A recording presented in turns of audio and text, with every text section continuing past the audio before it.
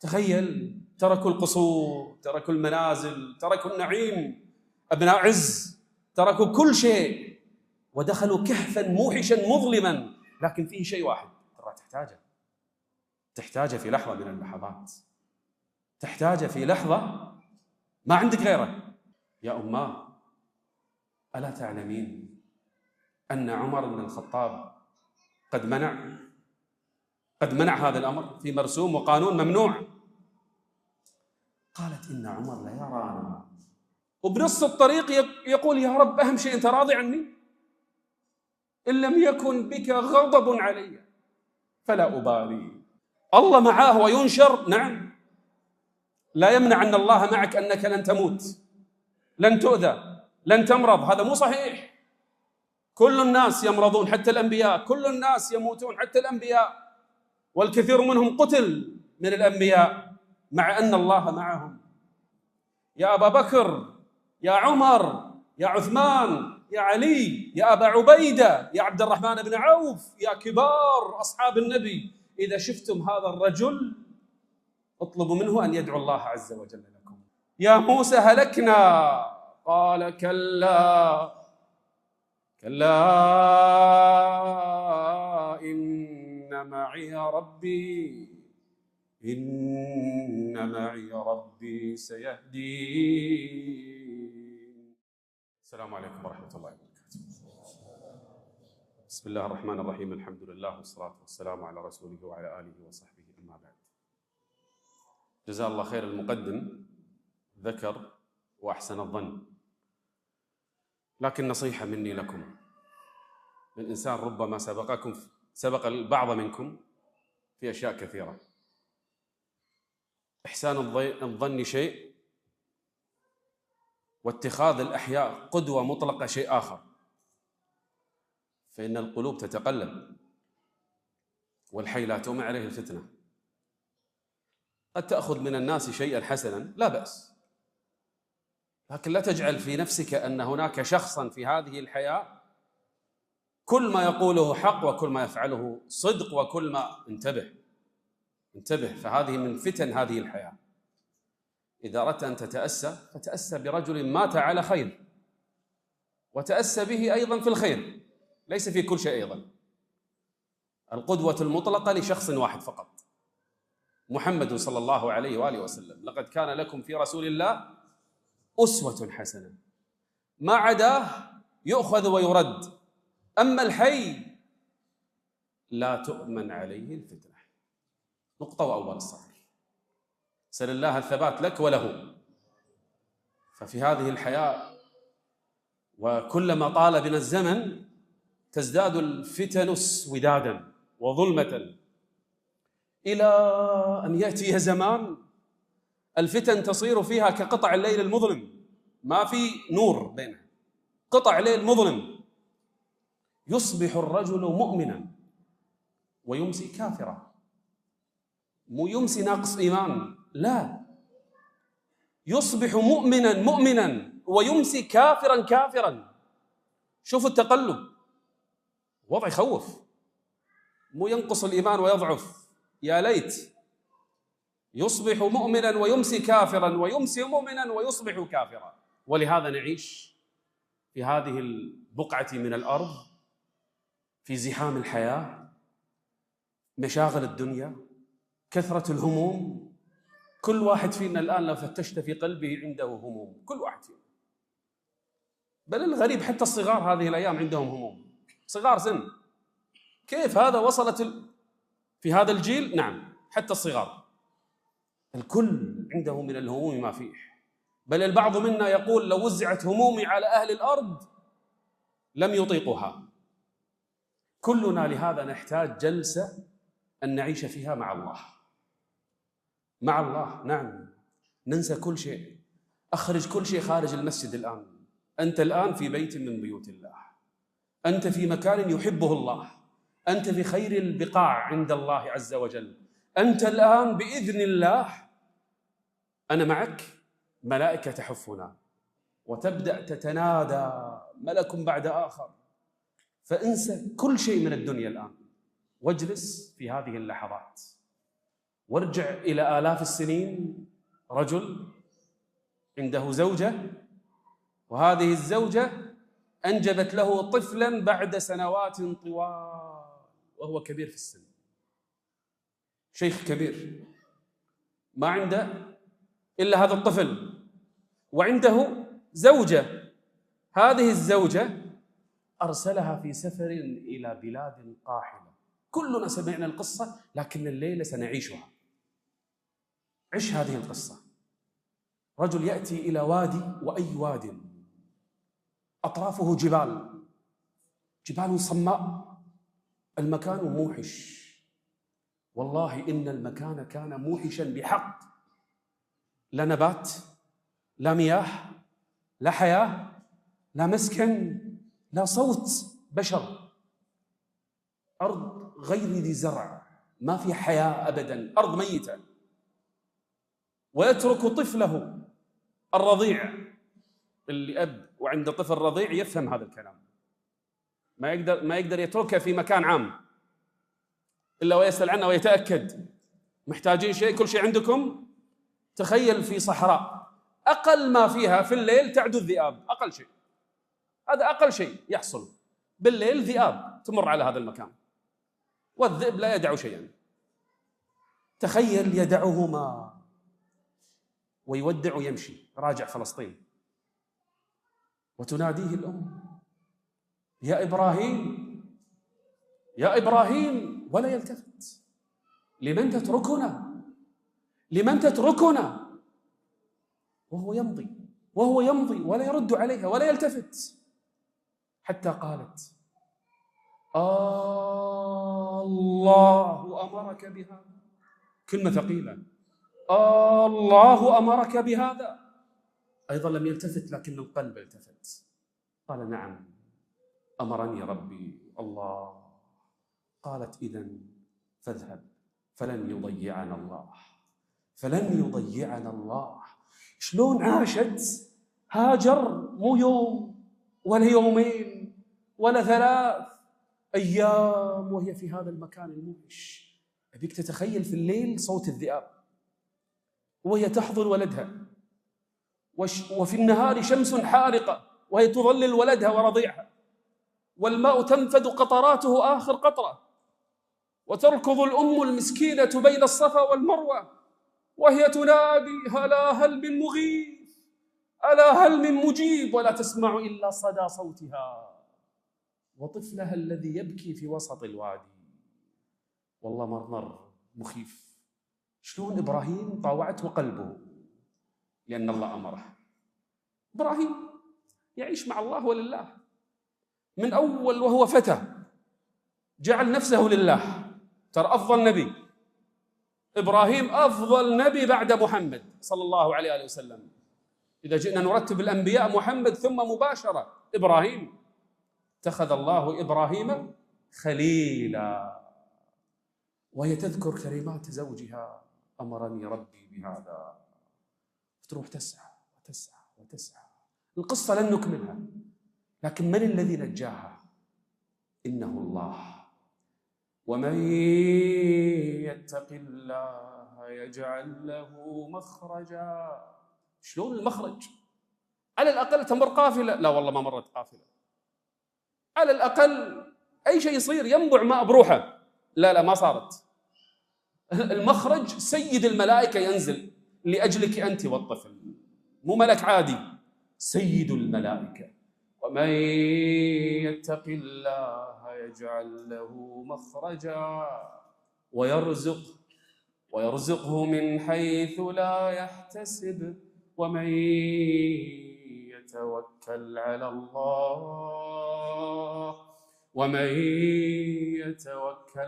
الله فهو حسبه. ترى الكلمة عظيمة، فهو حسبه. الله يكفيك. تتوكل على الله، ترى الله يكفيك. يكفيك في الرزق، يكفيك في الشفاء، يكفيك في الحاجة، يكفيك في كل شيء. الله لو توكلنا على الله حق توكله. مو معنى التوكل ما نبذل السبب. بذلت السبب وأخذت تركض بين الصفا والمروة، هذا بذلها للسبب، لكن قلبها معلق بمن؟ بالله. من؟ الله. سمعتم الآيات في صلاة المغرب.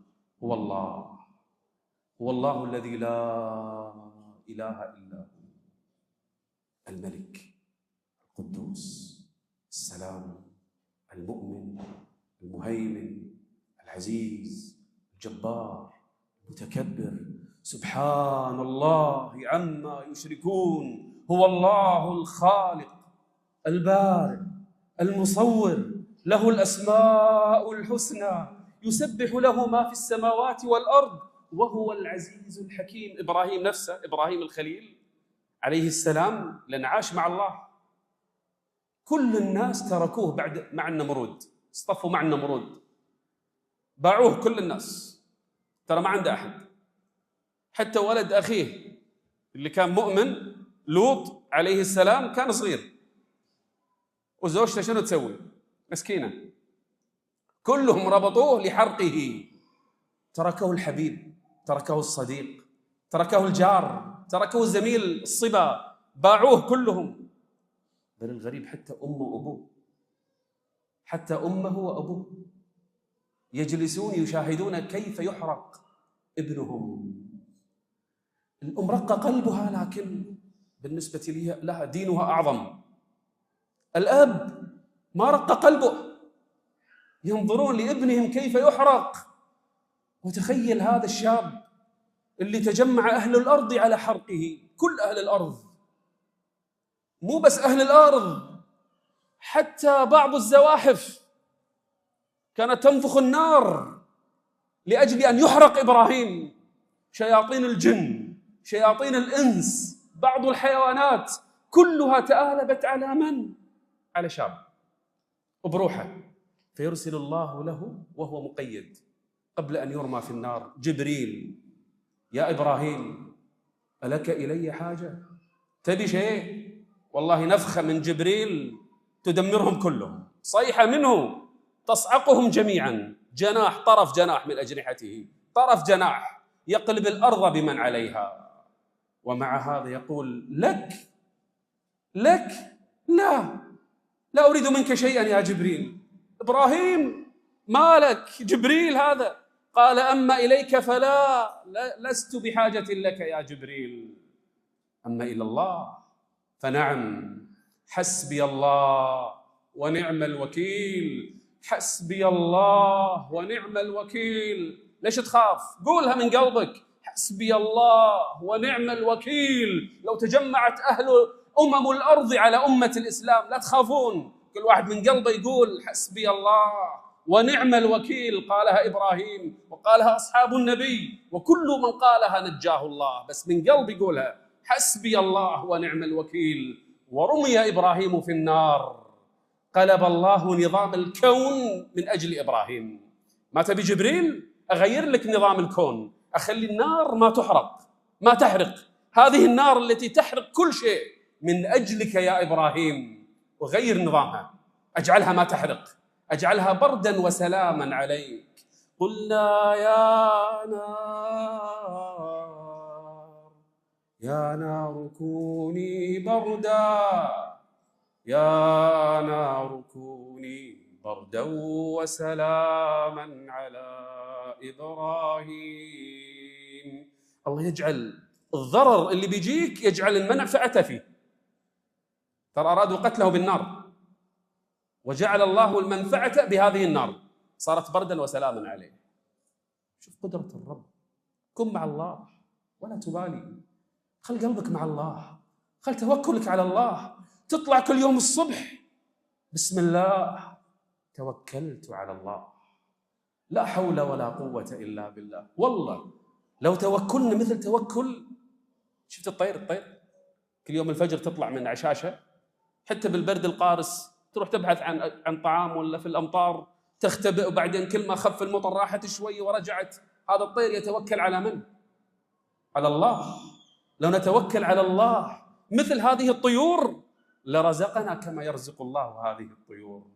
النبي وهو رايح إلى الطائف، لو أسألك سؤال: أكثر يوم مهموم مر على النبي صلى الله عليه وسلم، هل هو يوم وفاة عمه، يوم أحد يوم شج وجهه ومات الناس.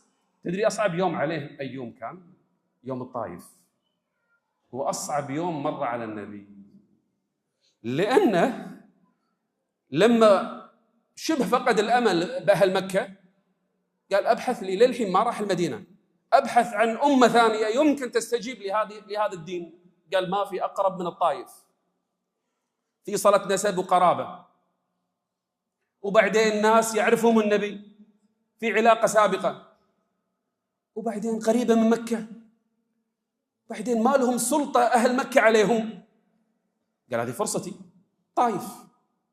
راح الطائف فردوا عليه ردا لم يسمعه في حياته كلها، رد وقح، رد قذر.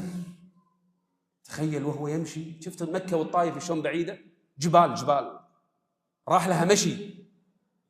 تخيل مع غلام عنده، وصل للطائف ردوا عليه أقبح رد، حتى واحد منهم يقول أمرط ثياب الكعبة إن كان الله بعثك. شفت كسوة الكعبة أمزقها إذا الله بعثك أنت. شفت الوقاحة؟ قال لا تجرئوا علي قريشا، إذا ما تبون تؤمنون على الأقل لا تجرئون علي قريش. تتوقع سكتوا؟ أخباث. أمروا السفهاء اللي عندهم يرمونه بالحجارة والحديد، يرمون النبي وهو يمشي ويهرب منهم، وتصله الحجارة وتصيب صلى الله عليه وآله وسلم، حتى دميت قدماه، دم كله في أقدامه الشريفتين. وهو في الطريق راجع إلى مكة، تعرف ماذا فعل؟ رفع يديه إلى السماء، لأنه يعيش مع الله. ما قال يا رب أين نصرك، ما قال يا رب أين فرجك، ما قال يا رب إلى متى، لا والله ما قال. اللهم إليك نشكو ضعف قوتنا وقلة حيلتنا وهواننا على الناس. بدأ يبين ضعفه. آخر شيء شنو قال؟ إن لم يكن بك غضب علي فلا أبالي. الله، أهم شيء أنت راضي عني يا رب. النبي يقول هذا الكلام وين؟ راجع من الطائف، مكة لفظوه والطائف رموه بالحجارة، وبنص الطريق يقول يا رب أهم شيء أنت راضي عني. إن لم يكن بك غضب علي فلا أبالي. الله، صعبة ما يقولها إلا الإنسان أخلص نفسه لله، خلاص حياته وروحه وجسده كله لله عز وجل. قالها فأرسل الله له ملك الجبال، كان مع الله فكان الله معه. قال دعني أطبق عليهم الأخشبين، خلنا ننهي هذين الموجودين، تبدأ مع أمة جديدة مرة ثانية. قال لا، أرجو أن يخرج الله من أصلابهم من يعبد الله لا يشرك به شيئا. شفت القلب الحي اللي يعيش مع الله؟ هذا محمد صلى الله عليه وسلم. كان في رمضان إذا جاءت العشر الأواخر شو يسوي؟ يضرب له داخل المسجد خباء مثل الخيمة، فيجلس فيه 10 ليالي يعتكف 10 ليالي. في العام الأخير اعتكف أكثر. تتوقع شنو كان يسوي داخل هذه الخيمة؟ جبريل يراجعه القرآن؟ نعم. يدعو ويصلي؟ نعم، لأنه ما كان يصلي جماعة، ما كان يقوم الليل جماعة، كان كل واحد في المسجد يصلي لوحده. في حياته ما صلى إلا رمضان واحد 3 ليالي بس، لكن في العشر الأواخر كان يعتكف لوحده. يا الله، كيف كان يقضي هذه الليالي بينه وبين الله. وأنه لما قام عبد الله قام يدعو الله عز وجل. كان يقوم الليل ويسجد ويركع ويدعو ويذكر ويقرأ القرآن لوحده بينه وبين الله. هذا انك تعيش مع الله. لازم عندك خلوات، لازم عندك لحظات ما في احد في المسجد الا انت، تجلس بروحك تعيش مع الله. ترى الامر يحتاج الى هذه الخلوات عشان قلبك يقوى مع الله. تجي في الليل الناس نايمه، ناشئه الليل، تقوم واهلك نايمين، اخر ثلث والاضاءه كلها طافيه والدنيا برد، تقوم من الفراش قبل الفجر. هني يبين انت مع الله ولا؟ تتوقع الائمه الاربعه الله رفعهم ليش؟ الائمه الاربعه الله لما رفع قدرهم تتوقع بس عشان العلم اللي عندهم؟ في غيرهم كثير كان عندهم علم. اكيد هناك سر بينهم وبين الله. يقول احدهم: رايت الامام ابا حنيفه صلاه العشاء الناس صلوا في المسجد ثم غادروا وخرج معهم. يقول: وانا كنت جالس في المسجد، ما في اضاءه، ظلم المسجد. يقول: انا ظليت في المسجد تلك الليله. يقول: وبعد ساعه، بعد فتره من الزمن، فاذا بابي حنيفه يدخل المسجد لوحده مره اخرى. يقول: وما كان يعلم انني موجود، ما كان يدري. يقول: فكبر لصلاه القيام. يقول: فقرأ بعد سورة الفاتحة بدأ يقرأ وأنا أسمعه حتى وصل إلى قوله جل جلاله: من الله علينا ووقانا، أهل الجنة، من الله علينا ووقانا عذاب السموم. يقول: فسكت ثم قالها مرة أخرى، فسكت ثم رددها. يقول: فلا زال يرددها حتى أذن الفجر. تخيل، ترى هذا سر بينهم وبين الله. القضية ليست مجرد علم، ولا وايد علماء كثير أهل العلم، لكن هناك سر بينهم وبين الله. تتوقع أهل الكهف لما دخلوا كهفهم مباشرة واعتزلوا هذه الدنيا وهذه الحياة، فأووا إلى الكهف ينشر لكم ربكم من رحمته. ماذا رأوا من رحمة الله لما دخلوا الكهف؟ تخيل، تركوا القصور، تركوا المنازل، تركوا النعيم، أبناء عز، تركوا كل شيء ودخلوا كهفا موحشا مظلما، لكن فيه شيء واحد، فيه رحمة الله. الله، تخيل كيف كان حالهم لما دخلوا الكهف، وكيف كان الله معهم ل10 أجيال مرت، 10 أجيال تمر والله عز وجل يحفظهم. احفظ الله يحفظك، احفظ الله تجده تجاهك. يوسف عليه السلام دخل السجن وهو مظلوم، وهو مقهور، وهو غير مذنب، هو أمر بالمعروف ونهى عن المنكر. مع هذا أدخل السجن ظلما. تخيل الواحد وهو في حاله لما يدخل السجن. إذا أدخل الإنسان السجن وهو مظلوم شنو يحتاج؟ يحتاج إلى من يواسيه، صح؟ منو عنده يوسف؟ ما عنده أحد، هو غريب في بلده أصلا، لا أحد يزوره، لا أحد يدافع عنه، لا أحد يواسيه، لوحده، ودخل في سجن مع المجرمين، مظلومين ومجرمين. ومع هذا تخيل لأنه مع الله هو بدأ يواسي الناس، نسي نفسه وبدأ يواسي غيره من أهل السجن، يساعد هذا، يفرج هم هذا، يواسي هذا، يجيب على هذا، يدعو لهذا ويدعو إلى الله داخل السجن. يا يوسف كيف فعلتها يا يوسف؟ لأنه اتقى الله. إنه من يتق ويصبر فإن الله لا يضيع أجر المحسنين.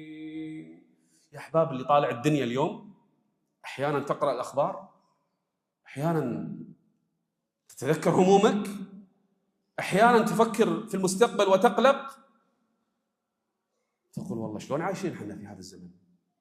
شلون متحملين هذا كله؟ كيف عندنا هالقوة هذه اللي نقدر نقوم ونشتغل بعد؟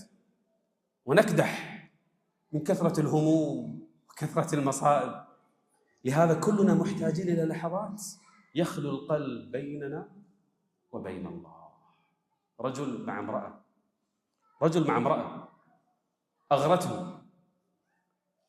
أغوته، دعته للحرام، والرجل في قلبه خير. في البداية ظن نفسه أنه، لكنه استجاب حتى خلت به. فقالت له: انظر، لا أحد يرانا. قال: ما تقصدين؟ قال: لا أحد، نحن الآن لوحدنا، إلا الكواكب هي التي ترانا. فقال لها: وأين مكوكبها؟ فصعقت وصعق، ارتدع الاثنين من كلمة واحدة: وأين الله؟ ألم يعلم بأن الله يرى. ترى أصعب لحظة مر عليها يونس عليه السلام في الحوت، صح؟ الله أسمع صوت تسبيح الأسماك. تخيل في بطن الحوت يسمع الأسماك تسبح الله، وإن من شيء إلا يسبح بحمده. ظلام في الحوت، وظلام في البحر، وظلام في الليل، ظلمات ثلاث بعضها فوق بعض. ويونس عليه السلام يسمع تسبيح الأسماك في باطن البحر، أسمعه الله إياها. وأخذ يردد: لا إله إلا أنت، لا إله إلا أنت،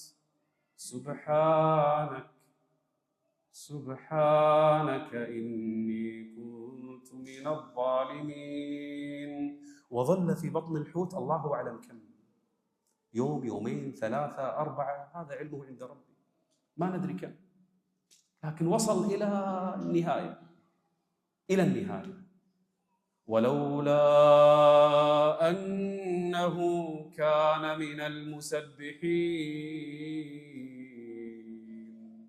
مو في بطن الحوت، قبل ما يكون في بطن الحوت، لولا أنه طوال حياته كان من المسبحين، لولا أنه في أيام الرخاء كان من المصلين الساجدين الراكعين المسبحين، لولا أنه في أيام الراحة كان من أهل الطاعة، لما أنقذه الله الآن، مع أنه نبي، ونبي شريف، نبي كريم. ومع هذا الله ما يجامل، كل إنسان يجازى بما يعمل، كل إنسان. هذا وعد الله، هذا عدل الله. قال: ولولا أنه كان من المسبحين، لولا أنه حياته كلها كانت مع الله، للبث في بطنه، نبي، اي نعم حتى لو نبي، للبث في بطنه إلى يوم يبعثون. لكن الله اجتباه لأنه كان من المسبحين الراكعين الساجدين، وهو في بطن الحوت ما نسي. ومن أراد أن يستجيب الله له في الشدائد فليكثر الدعاء في الرخاء. ترى تحتاجه في لحظة من اللحظات، تحتاجه في لحظة ما عندك غيره، في وسط البحر، في وسط السماء، في سيارة، على الفراش، في لحظة الله أعلم بها. كلنا سنحتاج الله فيها لا لغيره، سنكون مضطرين لله عز وجل. شنو راح ينفعنا؟ هذه الخلوات، هذه الحياة اللي الآن عايشينها احنا، هذه الصلوات وهذه السجدات وهذا الركوع وهذا القرآن هو الذي سينفعنا، غيره لا والله ما راح ينفعنا. لا تظن أنك لما تكون مع الله، اسمع لي هذه النقطة المهمة، أنني لن أوذى، إذا كنت مع الله لن يأتيني الأذى، مو صحيح. لو كنت مع الله سأرزق الرزق الوفير، مو صحيح. لكن لما تكون مع الله، الله سيجري عليك ما ينفعك، قد يكون الآن المنفعة لك أنك تموت، والمنفعة لك أنك تمرض، والمنفعة لك أنك تخسر. الله سيعطيك ما ينفعك حتى وإن رأيت الظاهر في شر. انتبه، كن مع الله وارضى بما قسمه الله لك. تعرف زكريا عليه السلام؟ منو زكريا؟ الله، زكريا نبي من أعظم الأنبياء في الحقبة الأخيرة من زمن الأنبياء. زكريا كان موجود. زكريا جزء من حياته كان يقضيها وين؟ في المحراب. الله، يقضي جزء من حياته في الليل في محرابه، صلاة وقيام، أسرة عبادة، أسرته أسرة عبادة وذرية دين وأنبياء. زكريا، تعرف من هو زكريا؟ هو كفيل من؟ سيدة نساء العالمين في ذلك الزمان. هو الذي أعطاه الله يكفل مريم. ما حد كفء أن يكفل سيدة النساء إلا زكريا. وما أدراك من زكريا. تعرف كيف كانت نهايته؟ نشر بمنشار حتى مات وهو حي. نعم، كان الله معه وأراد الله له ذلك ليرفع الله له الدرجات في الجنان. الله معاه وينشر، نعم، لا يمنع أن الله معك أنك لن تموت، لن تؤذى، لن تمرض. هذا مو صحيح. كل الناس يمرضون حتى الأنبياء، كل الناس يموتون حتى الأنبياء، والكثير منهم قتل من الأنبياء مع أن الله معهم. عند ولد من؟ ابن زكريا اللي الله رزقه وهو كبير في السن، يحيى. الله، لم يجعل الله له من قبل سميا. يحيى، تعرف من يحيى؟ السيد الحصور، النبي العظيم. يحيى اللي لما زكريا وأم يحيى يشوفونه يبكون من خشية الله وهو صبي صغير. يحيى رجل آمر بالمعروف ناه عن المنكر، من أعظم أنبياء بني إسرائيل، وهو اللي عاش في زمن عيسى. خلاص، هذا آخر زمن ابني الخالة وهو وعيسى. تعرف كيف مات؟ قطعت رأسه وهو يصلي. الله، قطعت رأسه وحمل الرأس إلى الملك الظالم في ذلك الزمان، مع أن الله عز وجل معه، مع أن الله يحبه، مع أن الله عز وجل يحفظه، ولكن الله أراد له هذه الميتة. الله أراد لعبده هذه الميتة. نعم، الله معه، لكن ما يمنع أنه يموت مثل هذا. قالوا لموسى عليه السلام وهو أمام البحر: يا موسى، العدو وصل، فرعون اقترب بجيشه الجبار. قيل كان جيشه أكثر من 1,000,000 مقاتل، كل رجال مصر خرجوا من الأقباط، كلهم يريدون القتال مع فرعون لقتال بني إسرائيل الضعفاء في ذلك الزمان، بقيادة من؟ موسى عليه السلام بيده العصا، أخوه هارون معه، يوشع بن نون معه، مؤمن آل فرعون معه، لكنهم ضعفاء ما عندهم شيء، أغلبهم نساء، شيوخ، أطفال، عجائز. يقولون لموسى لما اقترب الجيش والبحر أمامهم: يا موسى، هل هناك طريق؟ يا موسى، هل عندك سبيل؟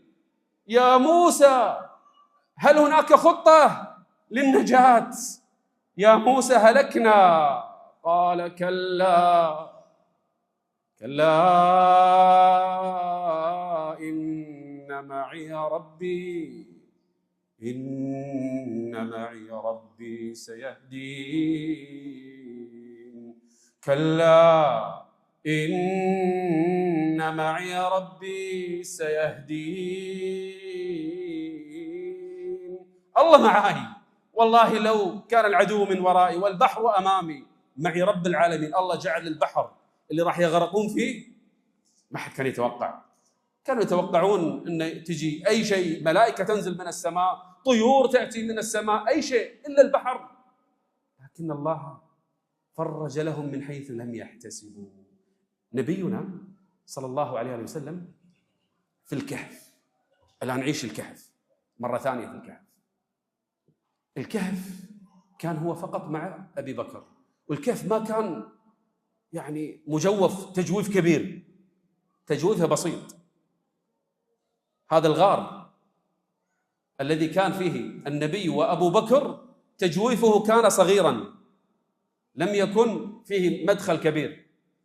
ووصل جيش العدو إلى باب الكهف، ووصل الفرسان ليبحثوا عن محمد وصاحبه حيين أو ميتين، حتى قال أبو بكر: يا رسول الله، يا رسول الله، لو نظر أحدهم عند قدمه رأى. أبو بكر لم يخف على نفسه أبدا. أبو بكر الآن خايف على رسول الله. هو بالنسبة له لا تهم هذه الحياة، هو كان يضع يده على الجحر في الكهف حتى لا يخرج شيء يصيب رسول الله. أبو بكر لا يهمه، لكن عنده الآن رجل يحمل هم الأمة كلها. قال: يا رسول الله، لو نظر أحد إلى قدمه لرآنا. ترى بس لو نزل راسه شاف النبي وأبا بكر وانتهى كل شيء. والله يا أخوان، لو حصل هذا الأمر ما جلسنا هذا المجلس الآن. راح تعرفون شنو يصير بعدها. لقضي على الإسلام ووئد في مكة بالأسباب، لكن الله يريد شيئا آخر. قال: لو نظر أحدهم إلى قدمه لرآنا. فيرد النبي عليه: يا أبا بكر لا تحزن، ترى بهدوء يتكلمان. لا تحزن، لا تحزن، شوفك حزين، لا تحزن. قال: لما؟ ليش ما أحزن؟ إن الله معنا. الله والله كافية تغير كيان أبو بكر كله. أبو بكر اهدأ، شيل الحزن من راسك، شيل الحزن من قلبك، الله معنا. إلا تنصروه فقد نصره الله إذ أخرجه الذين كفروا ثاني اثنين. كل أهل الجزيرة قاعد يدورون عليهم. ثاني اثنين إذ هما في الغار إذ يقول لصاحبه لا تحزن.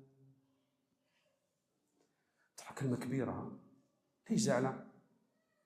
شوف ايش قاعد يصير. اخواننا المسلمين ما ادري وين، اخواتنا المسلمات هناك، والمسلمين في ضعف، وانا مو قادر اسوي شيء. لا تحزن، لا تحزن ان الله معنا.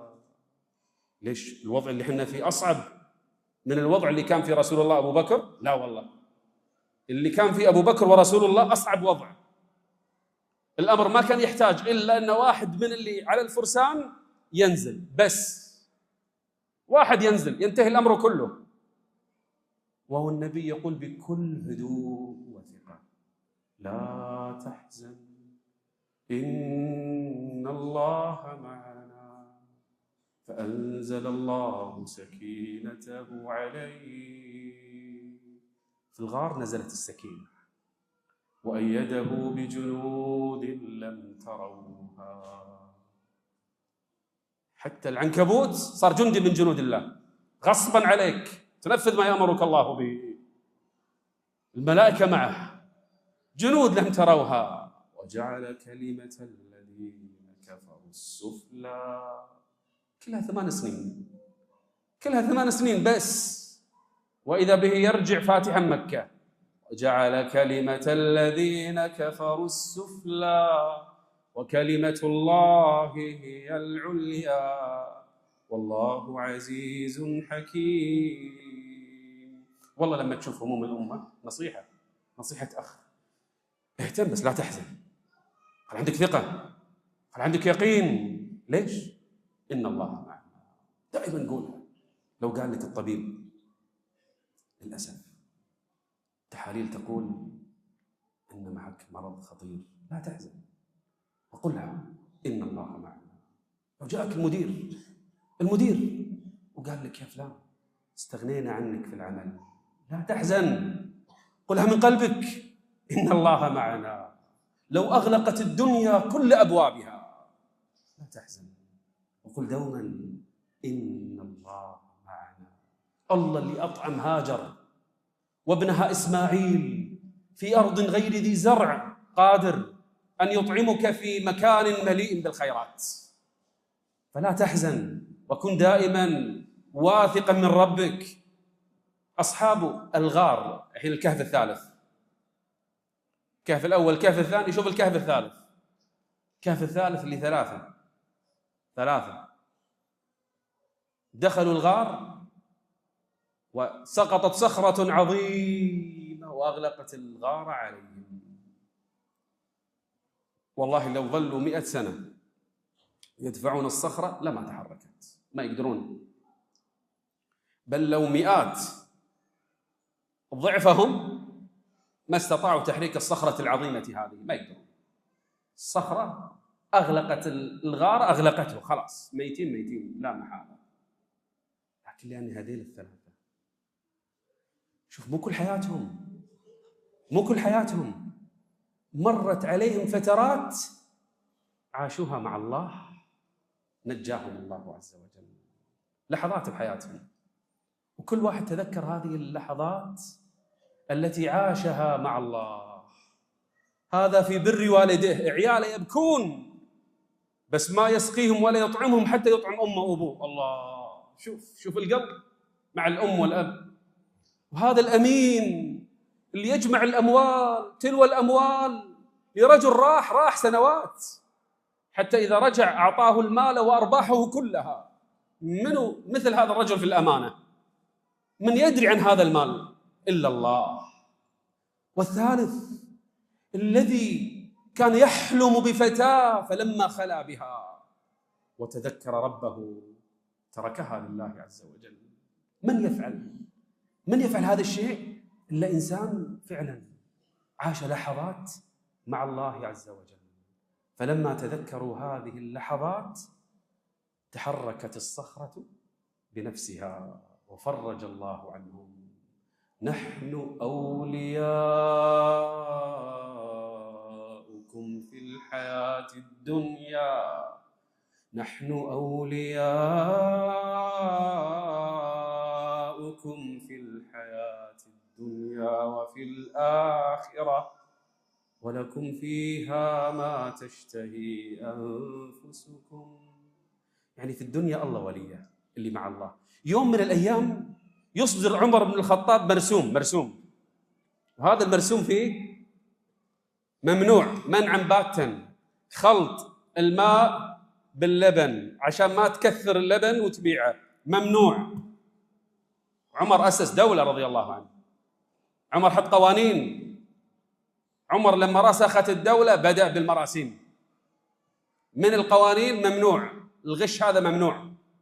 تبيع ماء بروحه لبن بروحه، أما تخلط علشان يكثر اللبن هذا ممنوع. فمر وهو يعس الليل، عمر بروحه تجول لا يخاف إلا الله، يمشي بالليل فإذا به يسمع امرأة تقول لابنتها يا بني، في الليل، يا بني امزج الماء باللبن، حط الماء باللبن. فتقول البنت يا أماه ألا تعلمين أن عمر بن الخطاب قد منع هذا الأمر في مرسوم وقانون ممنوع؟ قالت إن عمر لا يرانا. من يسمع الحوار؟ عمر. قالت إن عمر ما يشوفنا. فقالت البنت، هني أبي أوقف، قالت البنت فإن رب عمر يرانا، أنا ما علي من القانون، أنا لا يهمني عمر ماذا قال أو لم يقل. الموضوع طلع من عمر الحين، الموضوع صار الآن رب العالمين قاعد يشوفنا يا أم. قالت فأين رب عمر؟ الله، كل ما كنت لوحدك ودعتك نفسك لفعل شيء حرام تذكر هذه الكلمات، فأين رب عمر؟ الله. ترى هذا لب العبودية، هذا لب العبودية، هذا أصل العبودية، بل هذا مقام الإحسان، أن تعبد الله كأنك تراه، فإن لم تكن تراه فإنه يراك. هذه الفتاة كانت تعيش مقام الإحسان، أعلى مراتب العبودية، ولهذا عمر زوجها لابنه وصارت جدة خليفة الراشد لهذه الأمة عمر بن عبد العزيز. إن الله مع الذين اتقوا، إن الله مع الذين اتقوا والذين هم محسنون. بعد شوي بنصلي العشاء، نطلع أمطار حلوة، نرجع البيت، نقعد مع الأهل، طبيعي ننسى كل الذي قيل. هذا طبيعي، هذا حياة الإنسان، يرتفع الإيمان وينزل، يصعد وينزل، هذا ليس نفاقا، هذا الإنسان العادي. لكن الغير عادي أن القلب يغفل ويستمر بالغفلة، هذا غير عادي. غير عادي أنك الليلة ما تضع المنبه على صلاة الفجر، لا مو صلاة الفجر، تذكرت زكريا، تذكرت أبا حنيفة، تذكرت القصص اللي قالها اليوم المحاضر في الصلاة، مستحيل ما أقوم قبل صلاة الفجر لو ساعة، مستحيل. يقول لي أحدهم، اتصل علي قبل فترة، قال لي يا شيخ أنا حضرت لك محاضرة قبل 25 سنة تقريبا. وين المحاضرة؟ قال في جدة، مخيم البحر، أيام جدة وأيام المخيمات الجميلة. يقول حضرت لك محاضرة، كنت شابا صغيرا. يقول وأنت قلتها شذي طلعت من لسانك، شو يضرك لو بعد قيام الليل إلى أذان الفجر تستغفر 10 مرات، 20 مرة، 100 مرة، 1000 مرة، استغفر. كانوا قليلا من الليل ما يهجعون وبالأسحار هم يستغفرون. بين القيام وبين الفجر استغفار. قلت طيب، قال يا شيخ بفضل الله من 25 سنة إلى الآن وأنا أكلمك ما أذكر ليلة من الليالي فاتني قيام الليل والاستغفار 1000 مرة، حتى أنا والله ما أفعلها. يقول والله إلى الليلة 25 سنة ما تركتها أبدا، أصلي القيام ثم أستغفر 1000 مرة قبل أذان الفجر.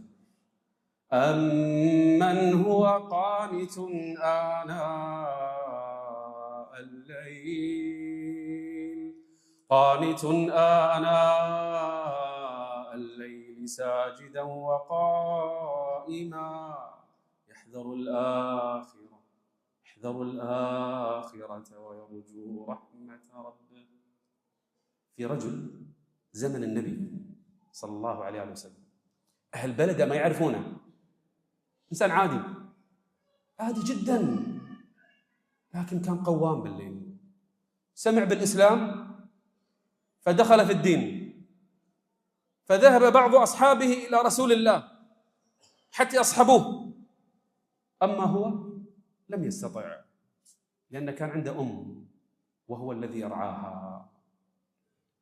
رجل في جنوب الجزيرة العربية في قرن، كان يعيش يتمنى لو يلتقي بالنبي، لكن ما التقى بالنبي.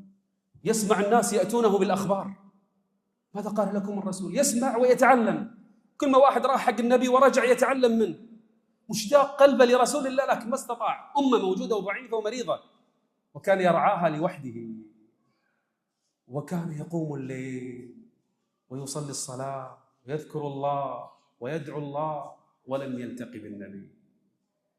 النبي كان يقول لأصحابه سيأتيكم من قرن. هذا الرجل كان مجهولا ترى بين الناس، ما حد يعرفه. سيأتيكم رجل من قرن إذا رأيتموه، أويس ابن عبد الله القرني، إذا رأيتموه فسألوه أن يدعو الله عز وجل لكم. يا أبا بكر، يا عمر، يا عثمان، يا علي، يا أبا عبيدة، يا عبد الرحمن بن عوف، يا كبار أصحاب النبي، إذا شفتم هذا الرجل اطلبوا منه أن يدعو الله عز وجل لكم. الله أكبر. منو هذا؟ منو هذا؟ مجهول ترى في الأرض، ما حد كان يعرفه أصلا. حتى لما كانت تأتي القوافل في زمن عمر كان ينتظر كل قافلة تأتي من الجنوب، فيكم أويس؟ يقولون لا. كل ما تأتي قافلة فيكم أويس؟ يقولون لا. حتى وجده عمر بن الخطاب يوما فقال تعال أويس. قال ما شأنك يا أمير المؤمنين؟ قال ادعو الله لي. أنا أدعو الله لك يا عمر؟ أنا أدعو لرجل مبشر بالجنة؟ أنا أدعو لصاحب رسول الله عمر؟ قال نعم، فإني سمعت النبي يقول فيك كذا وكذا. تخيل رجل بعد هالسنين ما صاحب النبي، بعدين يدري أن النبي ذكره، والنبي طلب من أصحابه أن يطلبوا منه أن يدعو الله لهم. هنيئا له والله. شنو الفرحة اللي غمرت قلب هذا الرجل، مغمور في الأرض لكنه معروف في السماء. الله. تخيل أويس يدعو الله لأمير المؤمنين عمر. يا أحباب، إذا خرجت من المحاضرة ورجعت البيت استفد من المحاضرة ولو شيئا واحدا. لازم غير شيئا واحدا في حياتك. لازم. تستطيع أن تجعل لك خلوة في المسجد كل يوم، كل أسبوع على الأقل، في بيتك تحافظ على القيام من الليلة. تستطيع أن تقرأ وردك في القرآن يوميا، تذكر أصحاب الكهف لما اعتزلوا الفتنة. تستطيع أن تعتزل بعض أماكن الفتن. تقدر تعيش مع الله في سائر حياتك القادمة. وقلها وأنت خارج بعد صلاة العشاء: يا رب إن صلاتي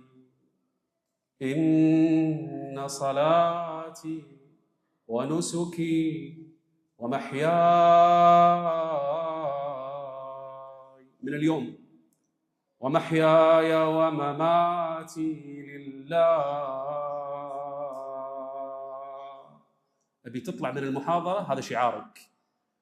قل إن صلاتي ونسكي ومحياي ومماتي